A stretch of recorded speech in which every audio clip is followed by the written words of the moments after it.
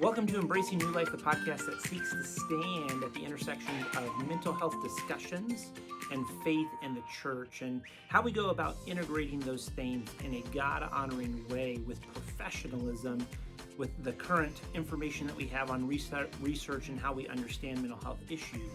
If you're new or old, thanks for coming back to the podcast. And this episode that we're about to release marks a change in the way that we are doing podcasting moving forward. Historically, we were doing only audio up through about the first 20 episodes that we released. But now moving forward, we're going to actually incorporate visual video into our podcast so that you can see and experience the individuals who are standing in the gap to talk about these important topics of mental health, faith, and the church. And so we hope that you enjoy the visual component of our podcast. And over the next several months, we'll be introducing you to the staff at New Life Resources that are standing in the gap, answering the questions that are being asked when it comes to mental health, and especially when it comes to mental health, faith, and the church. And so thanks for coming along for the ride. We hope you enjoy it, and let's begin. Well, welcome to Embracing New Life. We have one of our therapists that works here at New Life, Debbie Fisher, that we're going to be interviewing today, and she's going to be talking with us. So we hope you enjoy the episode, and we'll dive into it. Yeah, welcome, Debbie. Thank you for having me. I recall meeting you many years ago. Don't remember which year it was, but I recall that you were coming into the field after, we'll say, a fair amount of life experience. Yeah, you can say that. What drew you? What brought your attention into, I'd like to do this kind of work? Well, since that was a later in life thing, actually it really wasn't a later in life thing. It just came to fruition later in life. Uh-huh. So I'm not going to go through my whole life story, but really starting out with my family, I come from a long line of helpers. A long line of preachers. My dad's a preacher, my mom's a teacher, and a lot of serving in the family, serving people, serving the church. It was a way of life for me growing up. My grandparents were servants, serving other people in their professions and at home. My great-grandparents, the same thing. So it was a way of life. So wanting to help people was something that I have always wanted to do. With that, my bachelor, I have a Bachelor of Arts degree in fashion merchandising. And I chose fashion merchandising because I love clothes. I absolutely love clothes. That was really probably the main reason.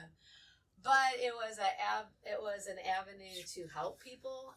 In my view, I wanted to help women in particularly, but I wanted to help people in general feel good about themselves, feel confident, feel worthy. Yeah. And it was an approach from the outside in. Mm-hmm. And I mean, it was kind of a unique approach, but I loved it. I live that. I dress according to either how I feel or how I want to feel. And it's very helpful. Yeah. And I just love clothes. So there's that.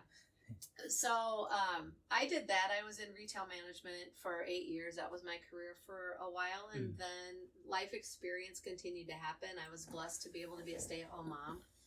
While I was a stay-at-home mom, I did childcare out of my home, and I had a house cleaning business, which I love the people that I provided childcare for. The parents, the kids, love them. I mean, love them all. I love people. The people I cleaned for, love them. Cleaning, not so much. Not my cup of tea. You can ask any of my family. Not my cup of tea. So when my youngest went into school, then it's like, well, what am I going to do? I'm not going to clean houses for the rest of my life. What am I going to do? So this is kind of I think it's an interesting piece. I was praying about it, and God brought to my memory something that happened when I was in middle school. When I was in middle school, my dad came home and told me about a family friend. He was in high school getting ready to go to college, and said he decided what he wants to go to school for. He wants to be a psychologist. And I remember thinking that's got to be the coolest job in the whole world. I did not pursue that for, I'm not even sure why at that time. But once I had that memory, I knew this is what I'm going to do. Now, I'm not a psychologist, but I do have my master's degree in professional counseling. So that led me to this field, and I have not turned back. I love this. This is where God has called me, and I just love what I do, and I love my clients. That's awesome. And you are well equipped for this field. Thank you. Thank you. And part of your role, you mentioned your mother. I understand you're also a grandmother. I am a grandma. Yes, I see the smile. Yes, that's like the coolest thing in the whole world. Sorry, kids. It's cool being a mom too, but I do love being a grandma. How many children, grandchildren do you have? We have 5 adult children, and with that, I have 2 daughters-in-law and 1 son-in-law. Want to get them in there. And then I have 5 granddaughters and 1 grandson. Nice. They're all awesome. Yeah. They're all wonderful. Fantastic. Yeah. And I will say this too. Our youngest son was born with Down syndrome. So we are involved in Special Olympics. My husband coaches the different sports that my son is in. And so he has coached all of our kids because we are a sports family. So he's coached our other kids in soccer. So yeah, it's kind of fun. It is a lot of fun.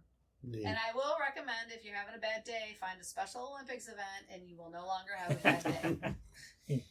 Yeah, that I can picture what you're describing. Great. In your work here, you see a lot of different types of situations, but there's one area that you really seem to thrive with. And we've worked with some scenarios together now. And what is it about couples work that you like? I love marriage. I love being married. I just have a heart for married couples. I think being married is incredibly challenging. Well, anytime you get 2 people in a room, it's challenging. Yeah. But God has really given us a beautiful picture of marriage and that relationship, and we get to experience that here as married couples, but also the church in relationship to Jesus too, him being the groom and the church being the bride. I think it's just it's a beautiful picture, and my heart breaks for people who are suffering in their marriages. Another reason that I wanted to do, to be a helper and to help people in their suffering. And I just think that in the Christian world as well as in the world, the divorce rate is so high, and that just breaks my heart. That is not the way it is meant to be. And there are so many times where, with some help, those marriages can turn around.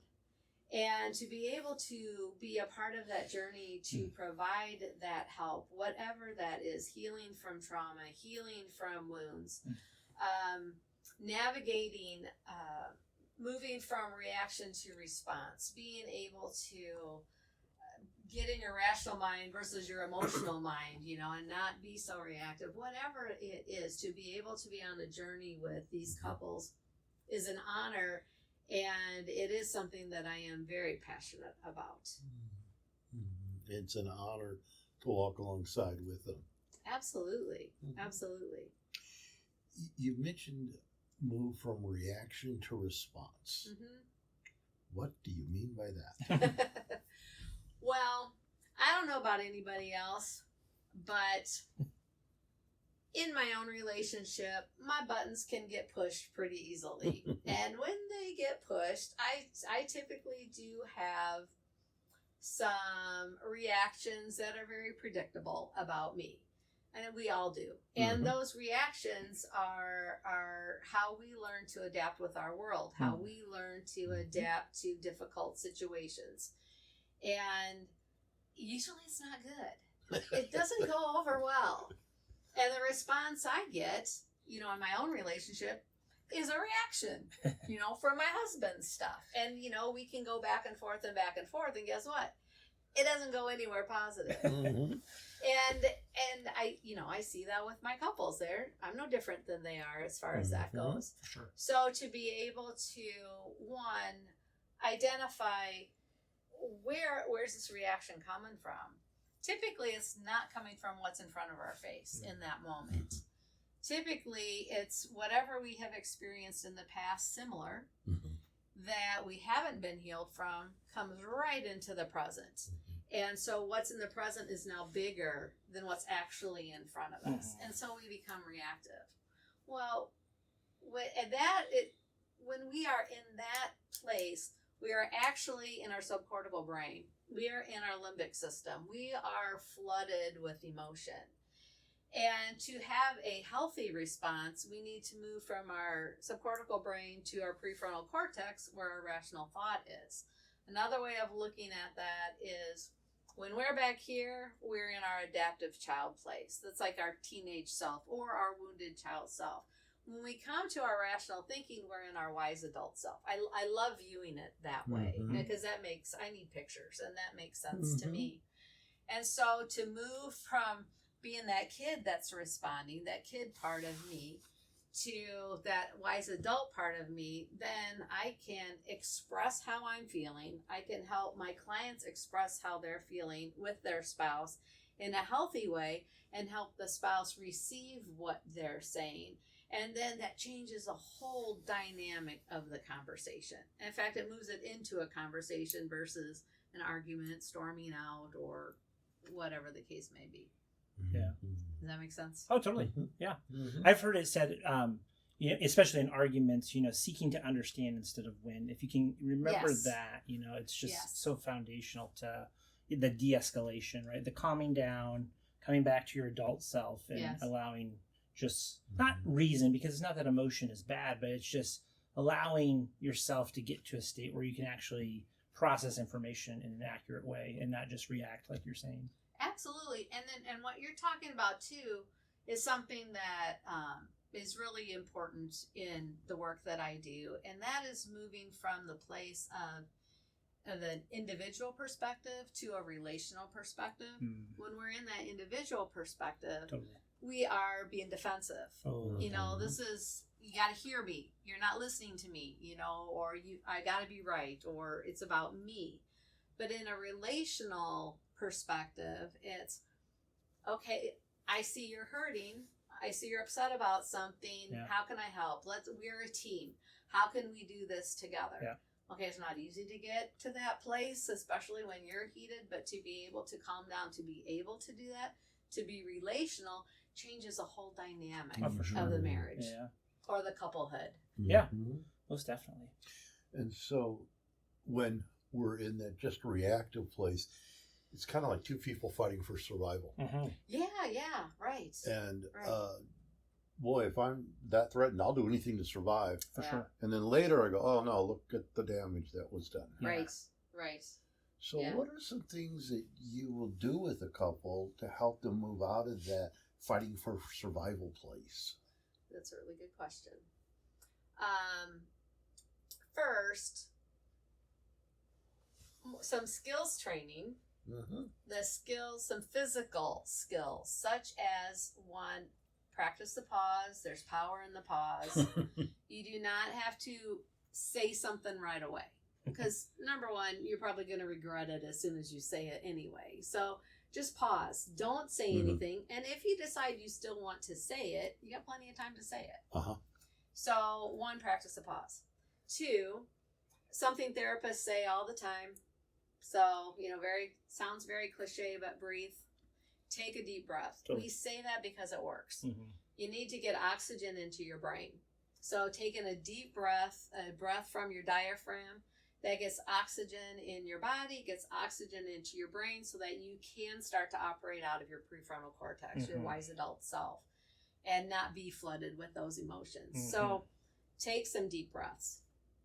Then try to check your body. What is your body amped up? If it is, calm your body down. One of my favorite, very easy things to do is put your hand over your heart. put your hand over your heart, and your nervous system will start to calm down. And then there's other strategies that you can do as well. Yeah. But that's my favorite. So there's several strategies that you'll teach both parties, Mm-hmm. both the husband and the wife, to bring their arousal down. Right. But they're likely to say, the problem isn't my arousal. The problem is what you're thinking. Right. What do you do with that? So that is a very good question. Doesn't always go well. Well, and why would it? But it is, so for me in session, it is listening to each person. For sure. Because their stories are valid. For sure. Their perspectives are valid. Even if the other spouse doesn't think their perspective is valid or right, it is valid. It's their experience. Yeah. So I'm going to have them practice the pause. I'm going to have them do those things in session, because they're going to need to do that in session while I'm hearing the other person's perspective. And one thing I do is to remind, when I'm hearing I'm hearing the wife's perspective, and I see the husband, over here getting a little riled up, I'll turn and I'll say, this is her perspective. Yeah. This isn't your perspective. This is hers. I will get to you in a second, because I want to hear yours too. Both are valid. Mm-hmm. They're not necessarily correct, but they're both valid, because this is your experience. So I want to give each person the opportunity to be heard, because that is incredibly important. Yes. In that moment, I am not going to take sides. I'm not going to just like, oh yeah, so what she's saying is 100% true. Well, no, but this is her experience, and that's very valid. Mm-hmm. So I want to have that equal time for both, whatever that equal time means. It doesn't mean 5 minutes for you and 5 minutes for you. It's what do you need for me to hear? Yeah. Does that kind of answer your question? Yeah. It gets into a phrase that you'll use a lot about observe, don't judge, right? Like you're really wanting to get to a place where you can just experience the here and now in a non-judgmental way. And it's not to everybody's experience is valid, like you said. And a lot of people think valid means truth, means it's right. And it's like, it's not accurate. Right. Like experience is experience. You can't do anything about that. But like, let's observe this, not judge it. Yeah. And then move towards a healthier process. Right. Right. Yeah, exactly. And then with the observation we can describe. Yeah. Which is different than a truth declaration that's universal. Yeah. Right. Exactly. Right. So we've talked, when we get together in staffing and talk, I mean, I am a very direct person and I'm a very direct therapist. But in my directness, what I am talking about is exactly what you're talking about, Dan. I want to speak truth. And I want to speak to the behavior. I am not dissing a person, their personality or anything about them. Yeah. I honor that. I respect that. I don't care who they are. I'm going to, but I'm going to speak to the behavior for sure. And I'm going to speak that truth, because you're coming to me for help.